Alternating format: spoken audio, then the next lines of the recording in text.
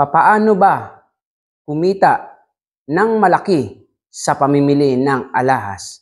At yan po ang ating tatalakayin sa video natin ito. Lamang ang may alam.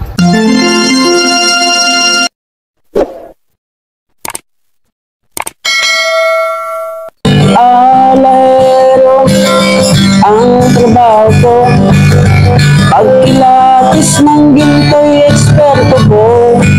Magandang gabi po sa inyo mga kaibigan ko dito sa ating channel, More Than Treasures. Kumusta po kayong lahat? Nawa po ay nasa mabuti po tayong kalagayan at ligtas sa anumang sakit at karamdaman. So, sa video po natin ito ay tatalakayin po natin ang katanungan ng isa nating kaibigan taga-subaybay. Ang sabi niya, Sir, paano ba kumita sa pamimili ng alahas? So, napakaganda po ng katanungan niyang ito. Maganda po itong topic natin ito. Sa mga nagsisimula at mga dati na pong namimili ng alahas, nawa po ay makatulong ito sa inyo. Una, na dapat po pong gawin ay dapat alamin mo ang direct buyer o direktang bentahan ng mga alahas. So kung mamimili ka po ng alahas, dapat po ay alam niyo po kung saan ang pinakang bagsakan ng alahas. Okay? Para hindi po kung saan-saan kayo nagbebenta ng alahas. May mga tao po na meron po silang items, may mga alahas sila, may mga ginto sila, ngunit ang problema nila ay saan ibebenta. Kaya kung mamimili ka, alamin mo muna kung saan ang bentahan ng alahas. Pangalawa, dapat po kabisado mo ang lahat ng uri ng alahas o lahat ng kilatis, lahat ng karat ng alahas upang sa gayon ay hindi ka po mapake. Ibig sabihin, talaga pong mag-practice ka ng mag-practice bago ka mamili ng alahas dahil napakarami pong ginto na balot lamang po ng makakapal na ginto. Napakarami po kasi ngayong lumalabas ng mga alahas na fake, lalo na po sa mga singsing. Binabalutan nila ng makakapal na ginto at tinatakan po nila para kung hindi ka marunong at bihasa sa alahas, mapipake ka po nila. Kaya pangalawa, kailangan kabisado mo talaga ang pagtingin ng alahas. Pangatlo, ano po? Mahalaga po na kabisado mo ang alahas upang matansya mo kung magkano ang halaga nito. Okay? Kasi halimbawa, binenta sa iyo 18K. So alam mo na agad, 3,000 halimbawa lang ang presyo. So alam mo na kaagad kung magkano yung hawak na alahas mo. Okay? Kaya kapag ka binenta sa iyo 18K, alam mo, titimbangin mo yan, 10 gramo. So, magkano yung 10 gramo sa 3,000, 30,000. May idea ka na kaagad kung paano nyo po ito bibilihin sa presyong kikita ka. Nasa sayo na yan, nasa sa paraan mo na yan. Basta nagkasundo kayo ng may-ari sa presyong gusto mo at presyong gusto niya, wala pong kaso, wala pong problema, yan po ay legal na bilihan. Okay? So, kasunod. Magkano ba ang kinikita kung ikaw ay mamimili ng alahas? Magkano po ang kinikita? O magkano ang iyong kikitain sa pamimili ng alahas? Hindi po pare-parehas. Una, pwede ka pong kumita ng malaki sa pamimili ng alahas. Like for example, ito po ay may ilan-ilan na rin po akong karanasan. Gagala po ako sa isang lugar, may magbebenta sa akin.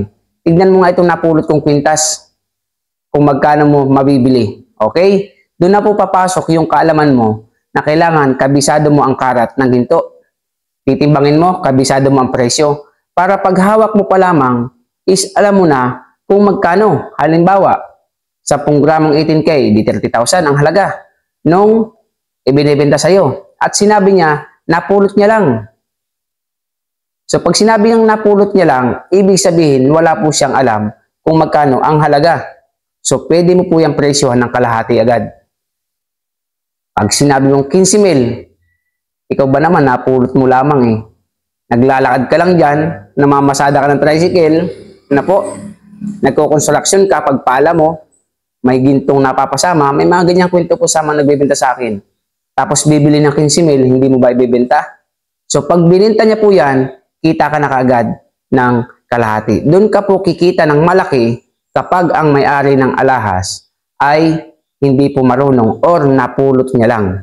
O kaya binigay lang sa kanya at ibinenta niya naman po nang hindi niya alam. Uulitin ko po sa inyo ha, kung magkano man ang pagkasunduan nyo, kay malaki o maliit, basta nagkasundo kayo sa presyo, kahit saang makarating na husgado, iyan po ay legal na bilihan. Okay? Pangalawa, kung kumikita ka ng malaki, pwede ka din po kumita ng tama lang. Pag sinabing tama lang, like for example, binibili mo ba tong sing-sing ko? O bibilhin mo ba tong sing-sing ko? Tatanungin ko yan magkano mo ba gusto? Pag sinabi niyang 6,000. Kasi ang bawat tao, kahit po minsan, kahit hindi niya alam ang presyo ng alahas niya, o hindi siya mismo bumili, may standard na presyo po yan Magbibitaw yan, 6,000. Take it or leave it po yan. So, kailangan nga, kabisado mo. So, pag nakita mong 6,500 lang ang halaga nito sa bagsakan at least, kumita ka na ng 500. Mahirap pong pulutin, mahirap pong makapulot ng 500 sa panahon ngayon. Bago ka po kumita, yung iba nga maghapon pong nagpapalay, kumita lang na 500 na po. Pwera na sa nag-opisina. So malaking bagay na po yung 500. Ay kung makasampu kang 500, ganun ka bibenta sa'yo, naka 5,000 ka sa maghapon. So, kaya minsan, tama lamang ang kinikita kasi may mga tao na mayroon po silang standard price. Pag sinabi lang 6K, kailangan bilhin mo na 6K. Huwag ka na tumawad. Pag tumawad pa, baka magbago isip niyan. Bilhin mo na kung kikita ka ng 500. Pangatlo, kung kumikita ka ng malaki, kumikita ka ng tama lang, pwede ka rin po kumita ng maliit lang. Bakit? Kasi may mga tao nga na nagbebenta tulad ng mayayaman. Bilhin mo na nga itong kwintas ko, sawa na ako Kung kaya, putol na ang lak nito Magkano binibenta? Ang bili ko dito, 20,000 Bibilhin mo ba ng 19,000? Ano? Putol pa yon, wala pa yung kaputol na hibla.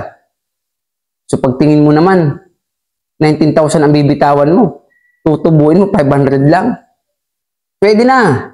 Pwede na. Kasi pag naipon nga yung 500, makasampu kang 500, 5,000 po yun. Malaking bagay. At ito po ang huli kong paalala sa inyo. Kung kumikita ka ng malaki, kumikita ka ng katamtaman, kumikita ka ng maliit, pwede ka din pong malugi yan. Okay? Binili mo ng 10,000 kung pala 5,000 lang sa Manila. Iyon ay kung hindi mo kabisado ang mga karat o klase ng mga alahas. So, nawa po sa ating video at kasagutan ay nakatulong po ng malaki sa inyo. Pangako ko po sa inyo, andito po ang ating Facebook page. Ano po? Yan po ay for past transaction lamang po natin. Sa mabilisang usapan, ipasa niyo po ang picture. Ano po? Sa mga humihingi po sa akin ng payo, marami na po sila na sinesend po yung tinatanong kung may halaga yung singsing.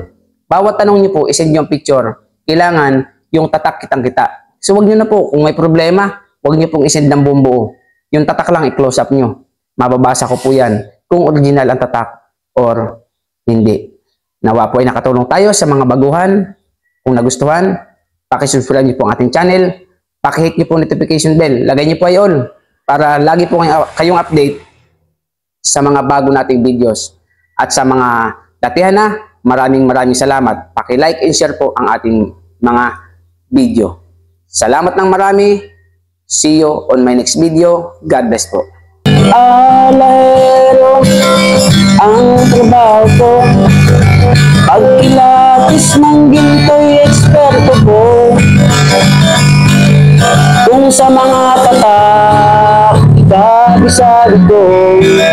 Alam ko ang peke at totoo. Ako ay isang asayan ng ginto. Alam ko ang tunay at totoo. Kung usapan ay alas lang, yan ay kaya nating patunayan. Ako ay alahero at asayer ng ginto. Alam ko ang tatak na totoo,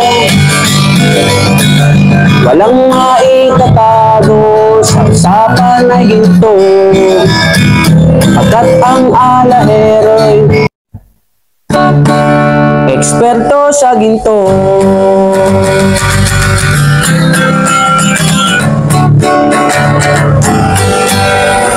Lamang ang may alam.